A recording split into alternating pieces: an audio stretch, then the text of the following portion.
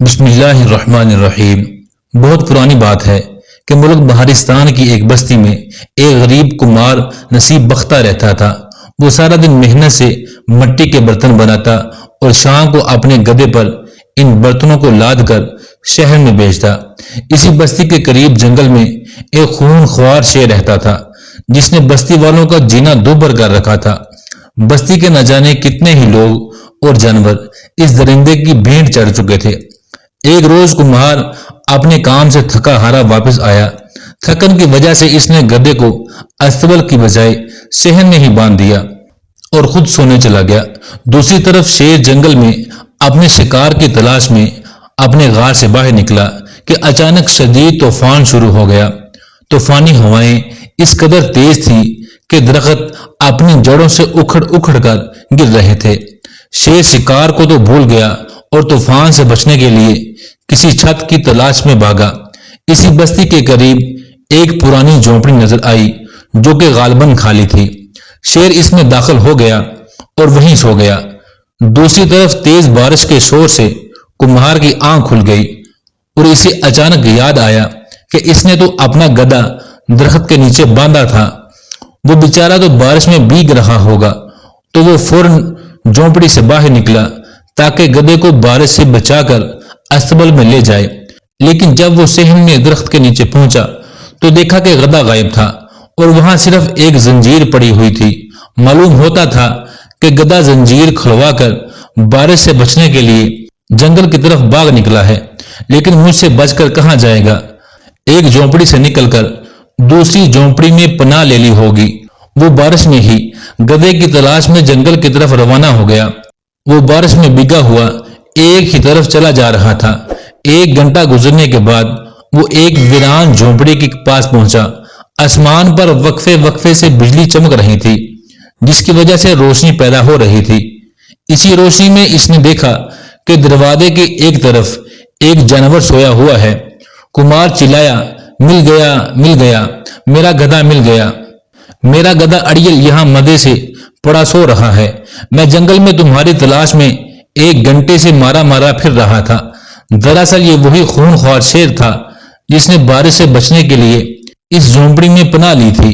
کمہار نصیب بختہ نے اندھیرے کی وجہ سے اپنے گدھے اور شیر میں کوئی فرق محسوس نہ کیا اور غصے کی وجہ سے اس کے سر اور کندھے پر دو چار ہاتھ جڑ دیے، ساتھ ہی چھلانگ لگا کر اس کی پیٹھ پر سوار ہو گیا۔ اس ڈر سے پھندا سخت کیا تاکہ راستے میں کہیں باغ نہ نکلے۔ ساتھ ہی کمار چلایا، بڑے ضدی اور اڑیل قسم کے جانور ہو تم نے زنجیر کھول کر بھاگنے کی ہمت کیسے کی؟ اب تم اتنے دلیر ہو گئے کہ گھر سے باہر نکلو گے اور میں تمہارے پیچھے اندھیرے میں ٹانگ مٹوئیاں مارتا پھروں گا۔ میری بات کان کھول کر سن لو، آئندہ باغ نکلنے کی کوشش کی تو چارے میں زہر ملا کر کھلا دوں گا۔ یہ سن کر شیر کانپ گیا اور اس کے اوسان خطا ہو گئے۔ اس نے سوچا اگر حکم عدولی کرتا ہوں تو کہیں یہ مجھے واقعی ہلاک نہ کر دے، بہتری اسی میں ہے اس کا حکم مانا جائے۔ تاریک جنگل اور بارش میں دوڑتے ہوئے شیر بہت خوف زدہ تھا کہ میں کس مصیبت میں پھنس گیا۔ اسے اپنی گردن میں رسے کا پھندا بہت زیادہ مضبوط محسوس ہوا۔ آخر کار وہ جنگل کے کنارے ایک جھونپڑی کے سامنے رکا۔ کمار اسے گھر کے اندر لے آیا اور صحن میں درخت کے نیچے زنجیر سے باندھ دیا۔ آدھی رات کو باندھ کر سونے کے لیے اندر چلا گیا۔ صبح ہوئی تو بستی کے لوگ کمہار نصیب بختہ کے گھر کے آگے سے گزرنے لگے۔ اچانک انہوں نے درخت کے ساتھ ایک قد آور شیر کو زنجیروں میں بندھا ہوا دیکھا۔ سب حیران اور ششدر رہ گئے۔ یہ خبر دیکھتے ہی دیکھتے پورے گاؤں میں آگ کی طرح پھیل گئی کہ کمار نصیب بختہ نے زندہ شیر کو پکڑا ہے۔ گاؤں والے اس کے گھر کے سامنے اکٹھے ہو کر شیر کو دیکھنے لگے اور اس کی بہادری کی بہت تعریف کی کہ انہوں نے کمار نصیب بختہ کی دلیری کی زیادہ تعریف اس لیے بھی کی کیونکہ یہ شیر ان کی بکریوں اور بھینسوں کو کھا گیا تھا۔ لوگوں نے شیر کو مارنے کی بہت کوشش کی مگر ہر بار ناکامی کا سامنا کرنا پڑا۔ کمہار نصیب بختہ نے لوگوں کو بتایا کہ اس نے کوئی بڑا کام نہیں کیا، وہ تو اپنے गुमशुदा गधे को पकड़कर घर लाया था। वो लोगों की बातें सुनकर ये बिल्कुल भी न समझ सका कि गधा शेर में तब्दील कैसे हो गया। लेकिन जब कुमार ने अपने गधे की जगह वाकई शेर को बंधे हुए देखा तो वो खौफ से बेहोश होकर गिर पड़ा। इसकी बीवी बड़ी मुश्किल से इसे होश में लाई और इसकी बहादुरी की बहुत दाद दी। इसी मुल्क बहारिस्तान का बादशाह दारागुल हमसाया मुल्क दागिस्तान के आए दिन हमलों की वजह से बहुत परेशान था। इनकी आपस में खाना जंगी शुरू हो चुकी थी। दागिस्तान का बादशाह औरंग शुजा बहुत ज्यादा ताकतवर था। वो बहारिस्तान का बहुत सा इलाका नाजायज तरीके से अपने कब्जा में करना चाहता था। बादशाह दारागुल ने अपनी फौज को तैयार रहने का हुक्म दिया, लेकिन वो ये भी जानता था कि दुश्मन की फौज कई गुना ज्यादा है और ताकतवर भी है। इसे इन दिनों एक ऐसे हीरो की तलाश थी जो इनकी फौज की सही तरह से कमान कर सके ताकि दुश्मन को हमेशा के लिए मार भगाया जा सके। इसने फौरन अपने वजीरों और मशीरों को बुलवाया। इनमें से एक वजीर जिसका नाम फतेह जंग था, इसे अचानक याद आया कि कुमार नसीब बख्ता तो बहुत दलेर, बहुत बहादुर इंसान है जिसने अकेले शेर को पकड़ लिया था। इसने बादशाह दारागुल के हुजूर सारी कहानी बयान कर दी और कहा, जिले जुबानी नसीब बख्ता ही एक ऐसा आदमी है जो हमारी फौज की सही तरीका से कमान कर सकता है और हम अपने दुश्मन को शिकस्त देने में कामयाब हो जाएंगे। बादशाह दारागुल ने फौरन एक पैगाम रसां को नसीब बख्ता के घर भेजा। जब इसे पैगाम रसां से मालूम हुआ कि इसे बादशाह फौज का सिपा सलार बनाना चाहता है तो वो हैरान रह गया और पैगाम रसां के साथ तैयार होकर बादशाह दारागुल के शाही महल में पहुंचा। बादशाह ने इसकी खूब आओ भगत की। बादशाह ने इसे अगले रोज दोबारा आने का हुक्म दिया। नसीब बख्ता की सीटी गुम हो गई कि ये मेरे साथ क्या हो रहा है। कहां मैं कुमार नसीब बख्ता और कहां फौज का सिपा सलार। गधे ने तो शेर में तब्दील होकर मुझे वाकई मुसीबत में डाल दिया है। आखिरकार गरीब और जाहिल कुमार नसीब बख्ता को फौज का सिपा सलार बना दिया गया। इसने तो कभी ख्वाब में भी तलवार नहीं उठाई थी और ना ही कभी घोड़े की सवारी की थी। वो घर आया तो शेर पर बरस पड़ा कि तुम गधे से शेर कैसे बन गए। ये सारी मुसीबत तुम्हारी वजह से आई है। ना तुम गधे से शेर बनते और ना मैं कुम्हार सिपा सलार बनता। इसकी बीवी अपने खावत की बात सुनकर कहने लगी, क्यों बेचारे शेर को कोसते हो, इसका कसूर नहीं है। नसीब बख्ता, तुम्हारे तो बख्त जाग गए हैं। खुदा का शुक्र अदा करो जिसने तुम्हें सिपा सलार बना दिया है। लगता है हमारे दिन फिरने वाले हैं। हिम्मत ना हारो, खुदा हमारी मदद जरूर करेगा। वो बड़ा ही कारसाज है।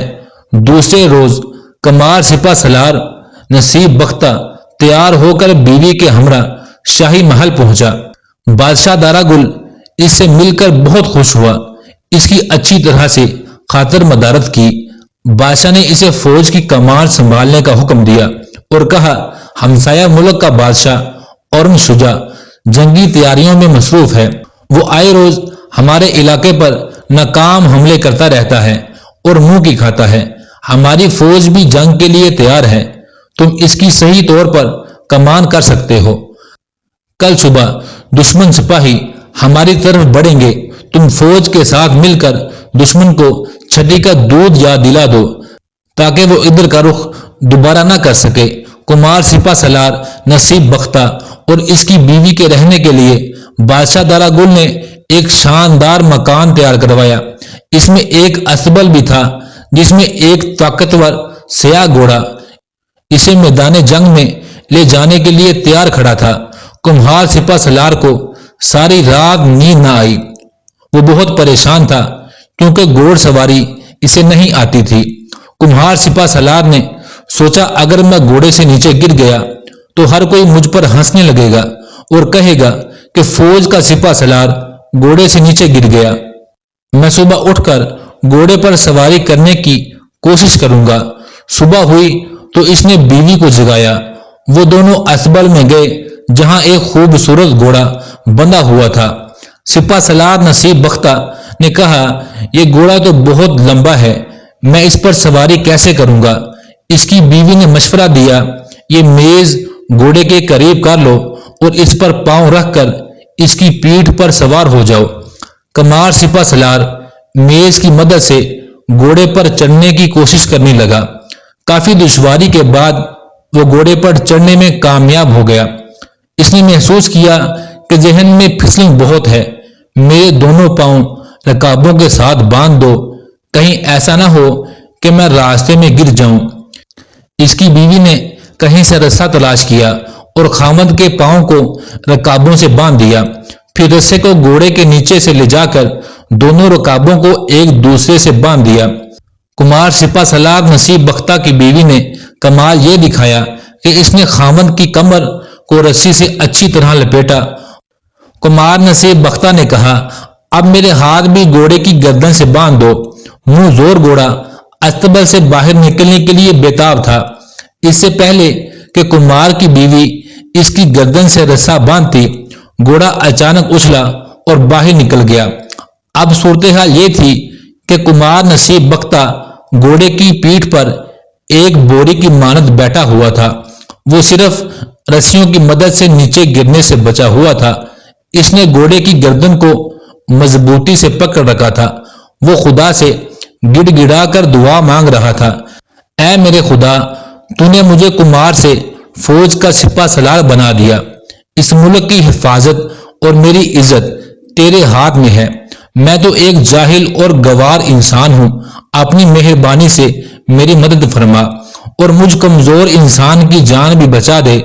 سیاہ گھوڑا بڑی تیزی سے گلیوں میں بھاگ رہا تھا۔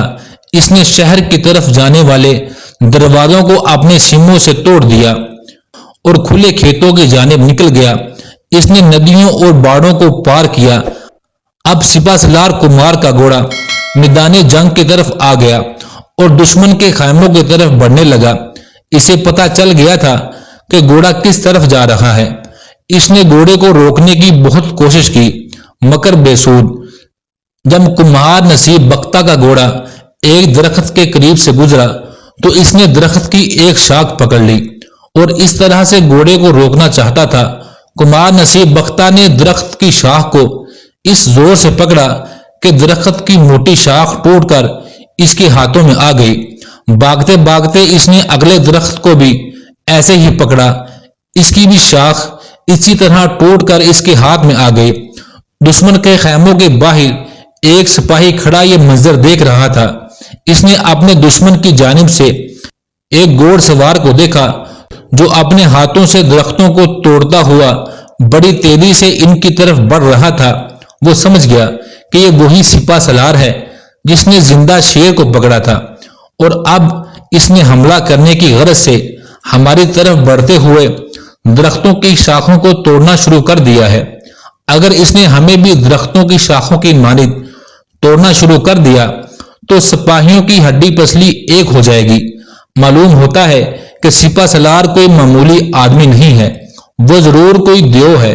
سپاہی خوفناک منظر دیکھ کر زور زور سے چلانے لگا۔ پھر اس کی نگاہ سپہ سالار کے پیچھے پڑی۔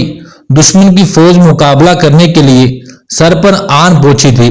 سپاہیوں کے خوفناک انداز میں چیخنے اور چلانے سے دشمن کے خیموں میں ایک کھلبلی سی مچ گئی۔ وہ برابر چلا رہا تھا، دوڑو دوڑو، اپنی جانیں بچاؤ۔ زندہ شیر کو پکڑنے والا مشہور سپہ سالار ایک بھاری بھرکم فوج لے کر آ چکا ہے۔ جس فوج کا سپہ سالار اتنا طاقتور ہو وہ ہمارا کیا حال کرے گا؟ یہ سن کر دشمن کے سپاہی خوف زدہ ہو گئے اور وہ سب گھوڑوں پر بھاگ کھڑے ہوئے۔ ان کا بادشاہ اورنگ شجاع اپنے خیمے میں بیٹھا ہوا میدان جنگ کی صورتحال دیکھ رہا تھا۔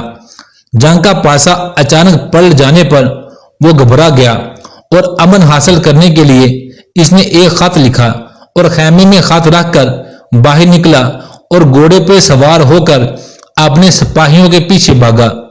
خوفزدہ بادشاہ نے پیچھے مڑ کر بھی نہ دیکھا۔ جب کمار نصیب بختہ کا گھوڑا دشمن کے خیموں کے قریب سے گزرا تو وہ خود بخود ہی رک گیا۔